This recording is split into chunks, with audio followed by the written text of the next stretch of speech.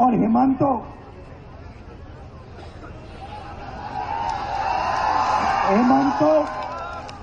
HBS जिसको कहते हैं, उसका कंट्रोलर दिल्ली में बैठा है और वो देश का सबसे भ्रष्ट चीफ मिनिस्टर है। अब पता नहीं कहां से इसके दिमाग में आइडिया आ गया कि वो राहुल गांधी को डरा सकता।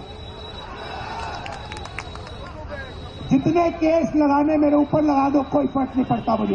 मैं नहीं डरता, मैं बीजेपी से नहीं डरता, मैं आरएसएस से नहीं डरता।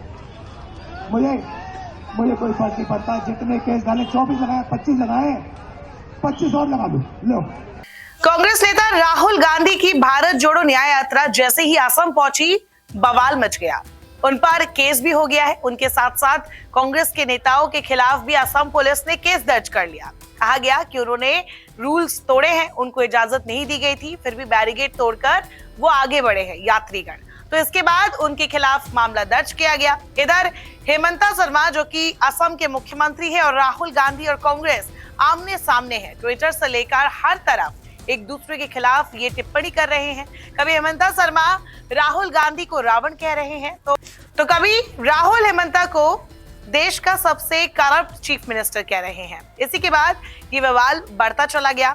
हेमंता शर्मा ने भी इसका जवाब दिया, मानो ईंट का जवाब पत्थर से दिया। लेकिन इस बीच ये जानना जरूरी हो जाता है कि आखिरकार इन दोनों के बीच में इतनी दुश्मनी हुई कैसे, क्योंकि देखा जाए 2015 से पहले हेमंता बिस्वा शर्मा कांग्रेस में ही थे और 2011 विधानसभा चुनाव में असम में लगभग 78 सीटें जीतने वाली कांग्रेस को अगर देखा जाए तो हेमंता बिस्वा शर्मा ने ही वो सपोर्ट दिया था।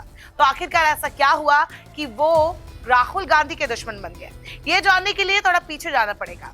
कहा जाता है कि राहुल गांधी ही थे जिन्होंने हेमंता बिस्वा शर्मा को चीफ मिनिस्टर बनने नहीं दिया और इसी की वजह से हेमंता बिस्वा शर्मा में वो नाराजगी हमेशा बनी रही और वो दुश्मनी में बदल गई।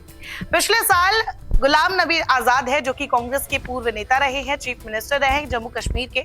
उनकी ऑटोबायोग्राफी आई थी और उसमें उन्होंने कई किस्से लिखे थे। एक किस्सा इसी से जुड़ा था कि कैसे राहुल गांधी की वजह से हेमंता बिस्वा शर्मा कांग्रेस में रहकर मुख्यमंत्री नहीं बन सके और इसका पूरा उन्होंने बताया था कि आखिरकार हुआ क्या था। इसमें गुलाम नबी आजाद ने बताया था कि सोनिया गांधी ने उनको ऑब्जर्वर बनाया था जब हेमंता बिस्वा शर्मा गोगोई सरकार के खिलाफ हो गए थे। गुलाम नबी आजाद अपनी आत्मकथा में साफ तौर पर लिखते हैं कि उनको जब बनाया गया था ऑब्जर्वर, तो उन्होंने दिल्ली में एक तरफ हेमंता बिस्वा शर्मा को भी बुलाया था और दूसरी तरफ गोगोई को भी बुलाया था। हेमंता बिस्वा शर्मा के पास ज्यादा विधायक थे, लगभग 40 से 45, जबकि दूसरी तरफ गोगोई के पास 7 से 8 विधायक होंगे। यही बात उन्होंने सोनिया गांधी जो कि उस वक्त कांग्रेस की अध्यक्ष थी उनको बताई थी कि देखिए जो बहुमत है वो हेमंता के पास है, तो उनको चीफ मिनिस्टर बना देना चाहिए। 2011 में जब विधानसभा चुनाव हुआ था तब भी कुछ सर्वों में ये बात सामने आई थी कि हेमंता बिस्वा शर्मा को बनाना चाहिए चीफ मिनिस्टर, लेकिन उस वक्त भी गोगोई को यानी कि तरुण गोगोई को मुख्यमंत्री बनाया गया और तीसरे कार्यकाल में यानी कि 2015 में आखिरकार हेमंता बिस्वा शर्मा ने इस्तीफा दे दिया था और इसके बाद वो बीजेपी में जाकर शामिल हो गए थे। तो गुलाम नबी आजाद पर अगर वापस आए तो उन्होंने अपनी आत्मकथा में इसी बात का जिक्र किया और कहा कि उन्होंने सोनिया गांधी को ये बात कही थी और सोनिया गांधी ने उसके बाद कहा था कि आप वापस असम में आए और देखिए क्या कर सकते हैं। लेकिन ठीक उसके अगले ही दिन राहुल गांधी का उनके पास फोन आया और राहुल गांधी ने उन्हें कहा था कि नेतृत्व में कोई बदलाव नहीं होगा। उन्होंने गुलाम नबी आजाद को अपने घर बुलाया। जब गुलाम नबी आजाद उनके घर गए तो उन्होंने देखा कि वहाँ तरुण गोगोई और अपने बेटे के साथ यानी कि गौरव गोगोई दोनों वहां पर मौजूद थे और राहुल गांधी ने साफ तौर पर कह दिया था कि नेतृत्व में कोई बदलाव नहीं होगा। इसके बाद गुलाम नबी आजाद ने कहा कि उन्होंने सोनिया गांधी को भी आगाह किया था कि इससे बगावत हो सकती है। उन्होंने राहुल गांधी को भी बताया था, लेकिन राहुल गांधी का रिस्पॉन्स ऐसा था कि जो जा रहा है उसे जाने दो, देख लेंगे जो भी होगा।